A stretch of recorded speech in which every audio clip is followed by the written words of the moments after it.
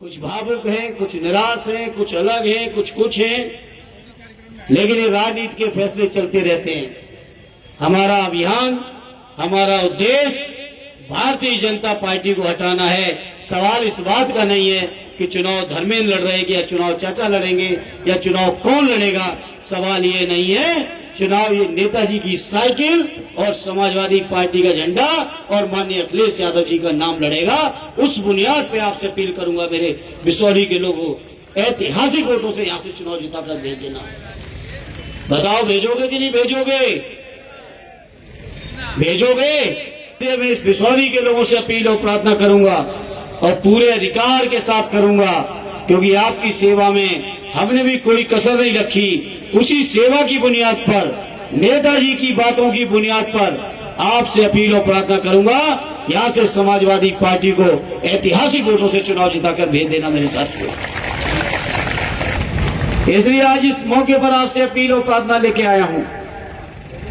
PDA के शानदार सम्मेलन, इसका बहुत दिन से हम लोग इंतजार कर रहे थे। राजू भी लगातार विधानसभा वगैरह में व्यस्त है, इसलिए कार्यक्रम और विलंब से हो गया, क्योंकि लागत भी उनको नहीं मिल पा रही है। तो इसलिए ऐसी सरकार जो किसानों का हित न किया हो, और भाषण सुनो भाजपा वालों के, तो भाषण देंगे, कहेंगे किसानों की आमदनी हम दूनी कर देंगे 2022 में। ये भाषण सुने हैं ना बिसौली वालों? आपने सुने कि नहीं सुने ये भाषण? आपने बताओ, एक किसान खड़े होके कह दे कि उसकी आमदनी दूनी हुई हो, एक किसान कोई कह दे कि आमदनी दूनी की हो बीजेपी के लोगों ने। बीजेपी के लोगों ने ऐसी हालत कर दी किसानों की कि उनकी फसलों की लागत भी नहीं निकल रही है, आमदनी की बात तो बहुत दूर की बात है। बताओ, खाद के कट्टे में से पहले 5 किलो, फिर दोबारा 5 किलो, 10 किलो बीजेपी के लोगों ने खाद के कटाई खत्म करने की।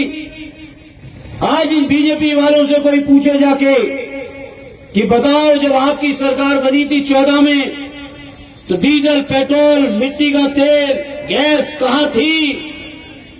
और बीजेपी के लोगों ने पिछले 10 साल में कहां पहुंचा दिया? सोचो, आज पूछो बीजेपी वालों से।